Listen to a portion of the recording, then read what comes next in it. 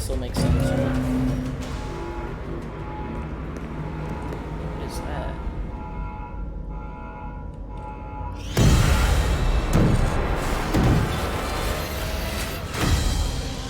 Alright. Come on, there's gotta be something. Maybe Gregory's there. Come on, here. Show me the money. Show me the money. What? Okay, but there's gotta be like something at the end there, right? Yeah, here's a cutscene, right?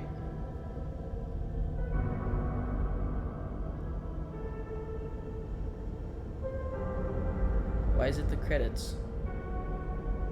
Why is it the credits? No, wait. No, there's gotta be something else. No, wait. Ah, over here. Dad, I'm okay. Oh, okay, I found sweet. a spot to hide. Good ending? No? What? Why is it? Huh? What? Okay, there's gotta be something there. You know, like Cassie dies or something else. Right? Why with the credits? Why? Why?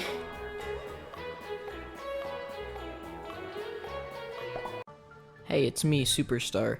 I'm sure a lot of you were confused when you finally got to the end of Ruin yesterday, and you realized none of the endings make sense with what we had expected. Yes, the Mimic was there, and yes, it is a part of the Pizzaplex, but why is it there? What happened at the end of all of the endings?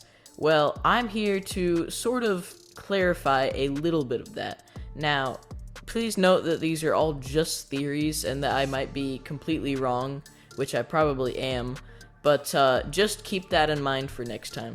Anyways, let's hop right into it. But before I explain all of the details having to do with why the Mimic is down there, let me quickly summarize a story of the Mimic.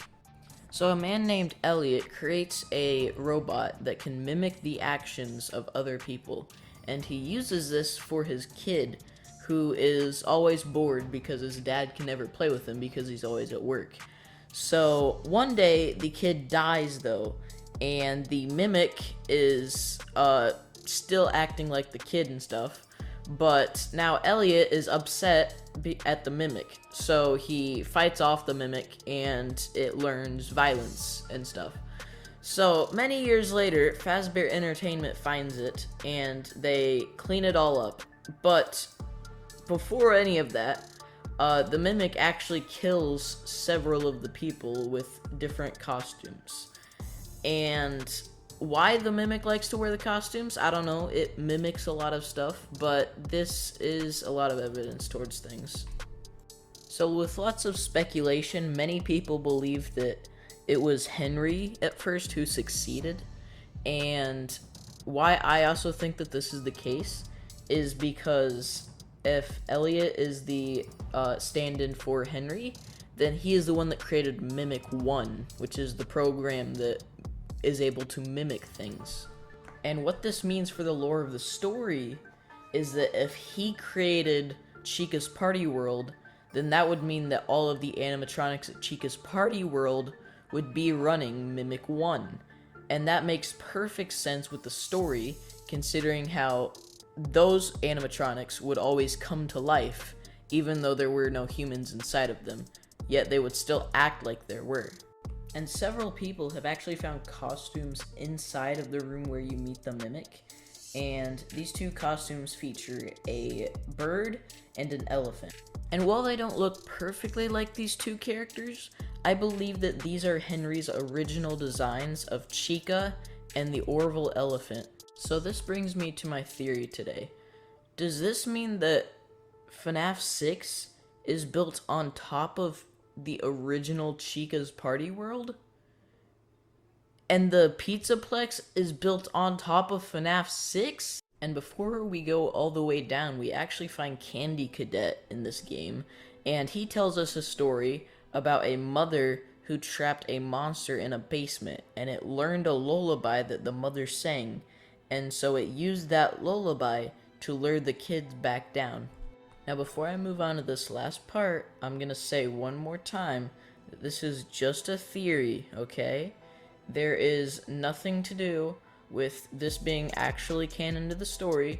This is just my speculation on the whole ordeal. And without further ado, let's continue. Now, there's actually 3 different ways that I would interpret this, and they are all completely different ways of comprehending it. 1, the mother is actually William Afton, and this was when Elizabeth was actually captured by Circus Baby because he was trying to hide Circus Baby. Yet, on the day of the opening, Circus Baby lured Elizabeth and killed her. The second way that I'm interpreting this is that it's Henry and Charlie, because Henry might have been still developing the mimic, and yet Charlie found it after hearing her mother's lullaby or something to do with that. I'm not 100% sure because there's not much information about mothers in this series. But all I can say for sure is that the mimic possibly learned something and lured Charlie with it. And that's when Henry eventually gave up and let them become friends. And the last way that I would interpret this is a way that is a lot more confusing, but I guess it would make sense this far into the story, and that would be Fazbear Entertainment being the role of the mother, protecting everybody from this mimic monster. Because that would explain why they built the Pizzaplex on top of this, because people would get suspicious when Fazbear Entertainment buys a plot of land only to have it secured up and locked away from everything else. But what they didn't know is that it was also built below the FNAF 6 pizzeria, which they must have assumed was a normal pizzeria or something like that. And now Glitch Trap is there, and so is the Mimic. So now it's 2 fighting forces against each other, both working on the same goal. I have no idea. We'll have to figure that out later in the story. But anyways, yeah, that's my whole theory for this. Let me do a quick recap to explain a couple things one more time so you can fully comprehend. So for starters, Henry built the Mimic and used it on the animatronics in Chica's Party World, where the FNAF 6 location was built on top of. And why this happened, I have no idea. Maybe it's Henry going back to the past or something, but I guess it also might have been to burn the remaining animatronics in Chica's Party World that he had abandoned for so long. Unfortunately, that failed, and the endos inside of Chica's Party World didn't burn down, even though the walls were wooden. And this is where Fazbear Entertainment comes in by creating some sort of virus security protection to lock the Mimic inside of the Chica's Party World. And it's much too dangerous to kill, so they're just going to keep it hidden from the rest of the public. But Fazbear Entertainment knew that it would be suspicious to purchase a random plot of land only to make it secure and that nobody can get into it. So instead, they built the Pizzaplex on top of it to cover up what they were actually doing on the inside. And that's pretty much it. That's the end of the story. I know there were a couple things that I kind of missed about how what costume the Mimic is wearing is sort of an amalgamation of several things, including some sort of lion or something. But that's another theory for another day. I'm not sure why that's there, because as far as we know, it's not a part of anything at Chica's Party World that we know of. So, yeah, I guess that's pretty much it. So I'll see you guys in the next video, and have an awesome rest of your day.